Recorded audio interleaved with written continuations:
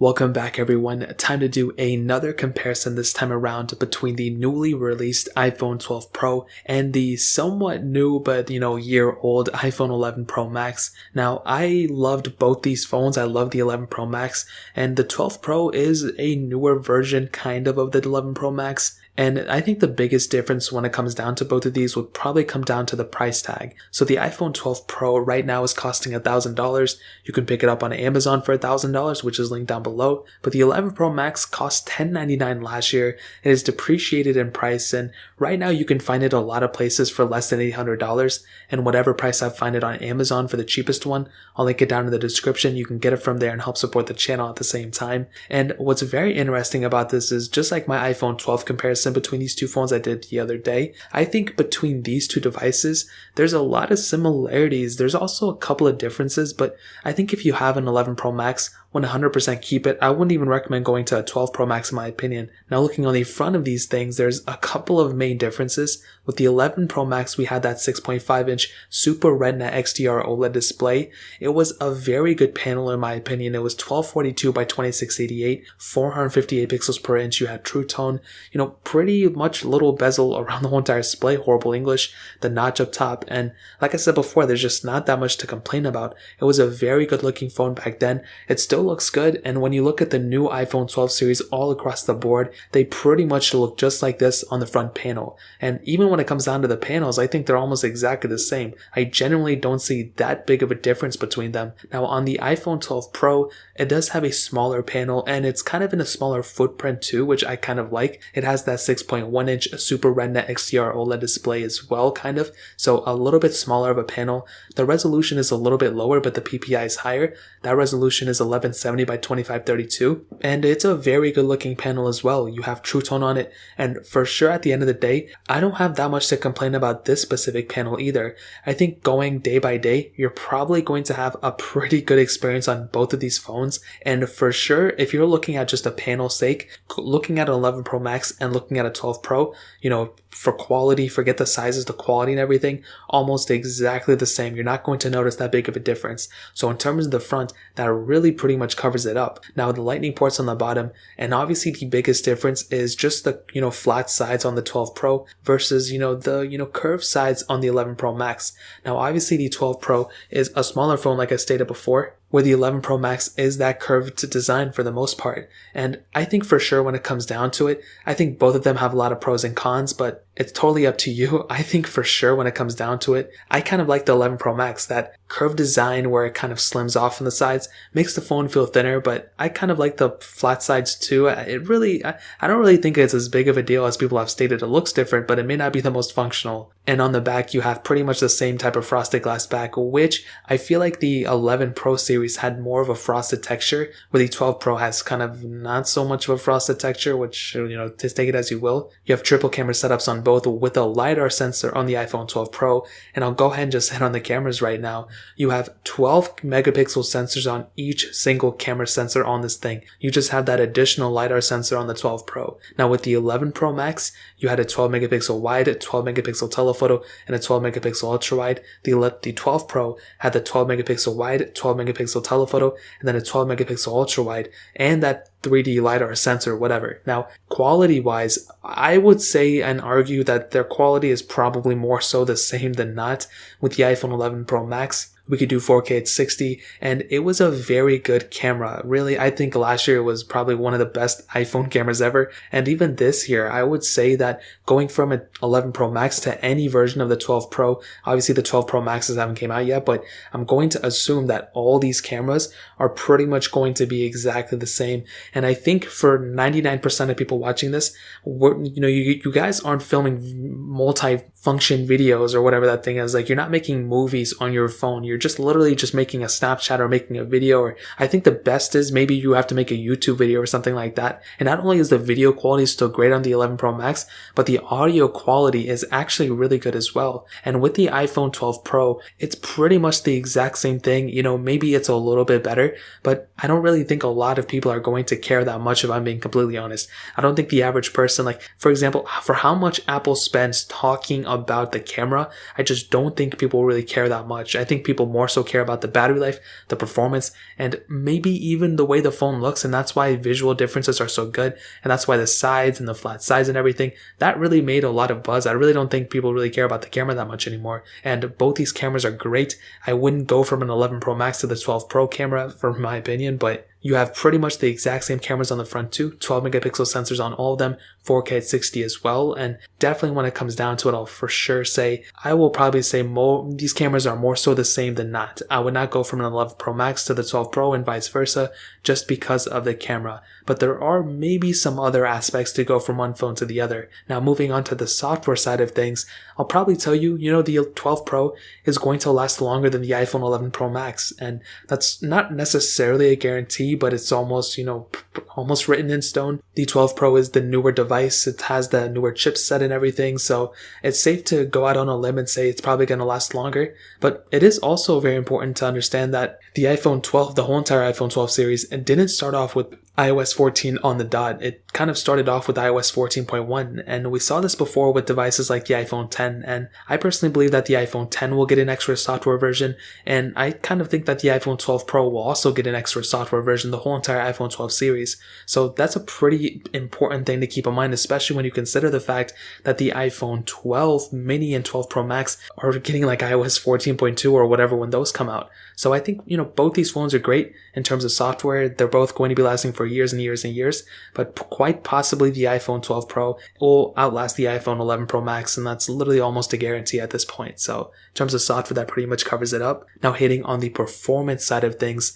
the iPhone 11 Pro Max has that Apple A13 Bionic chip, hex-core CPU with 4 gigabytes on each model, where the iPhone 12 Pro has that Apple A14 Bionic chip and 6 gigabytes of RAM on each of the models. So you're getting about 50% more RAM going from the iPhone 11 Pro Max to the iPhone 12 Pro. And that is a very, very important thing to keep in mind. When you're going from one phone to the other, you want to have as much RAM as possible, and 6 gigabytes on an iPhone, it's awesome, I'm sure. I think some iPads had 6 gigs too, and it was a very good experience. And what I can tell you is, first of all, I want to say this with the 11 Pro Max, a very, very good performing device. Really, every single thing I ever did with this phone, it handled extremely well. I can't even imagine, going from one phone to the other. Like, it's just so smooth. It's such a good experience, and it's just a very fast phone. I mean, what more can I say? And the iPhone 12 Pro is pretty much more or less of the same. It's just the exact same performance, just kind of transferred over to a smaller form factor with additional RAM. Now, here's the funny thing, and one thing that I just don't really understand.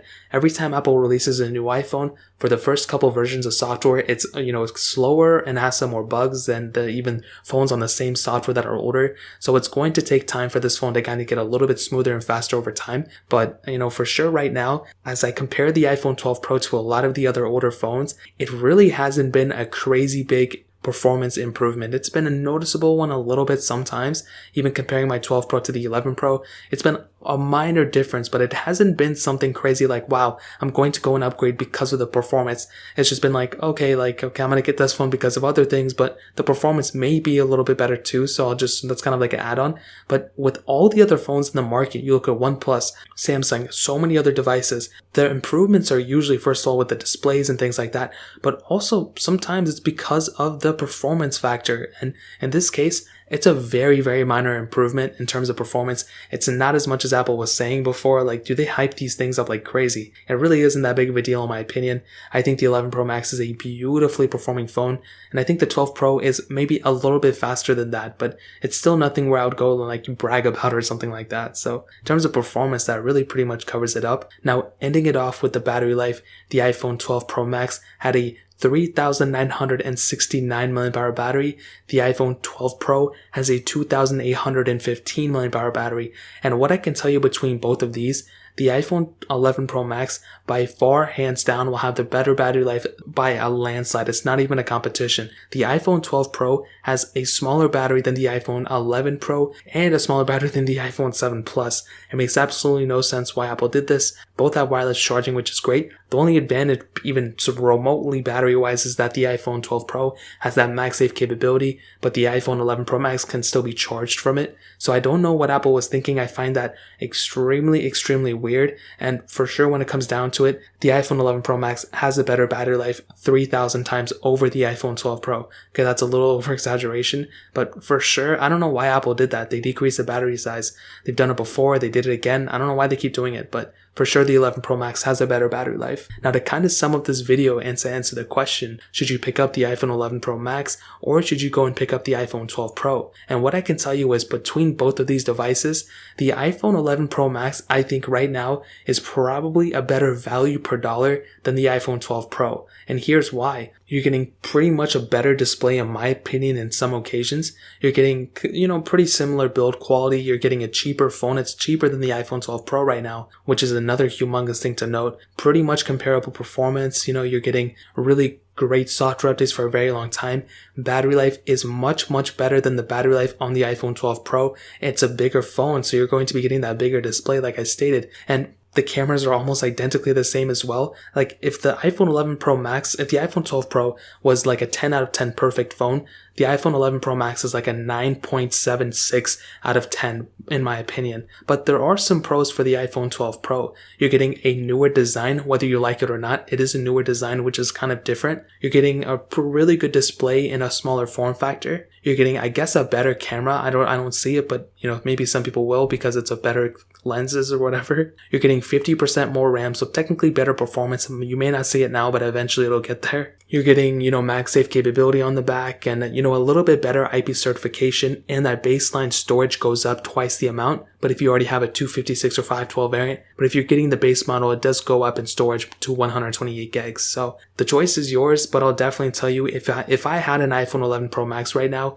I would not go and upgrade to an iPhone 12 Pro. It doesn't make any sense. I wouldn't even get a 12 Pro Max. I would 100% keep it. It's a very good investment, I would say, because these things aren't even going to depreciate that much because there's just not that much of a difference going from the iPhone 11 Pro Max to the iPhone 12 Pro. I feel like if Apple were to add a higher refresh rate, if they were to maybe even remove the notch, or if they were to add, reverse wireless charging, I feel like those three things will really shake up an iPhone. But I think these just big improvements, just like in the camera department and stuff where they highlight it over and over and over again, I just don't think people really care about it that much. Of course I'm going to talk about it, of course I'm going to make videos about it and everything, but it just kind of seems like to me they just, flatten out the sides of this phone, and that was really it. To me personally, they decreased the battery sizes across the board. Performance marginally got better, cameras marginally got better. Like, I don't know, maybe it's just me. And if they added 8K on these phones too, that would have been really awesome. But it just seems like at this point, it's more or less the same. I don't even like the back that much of the iPhone 12 Pro. I like it more on the 11 Pro Max and the 11 Pro series.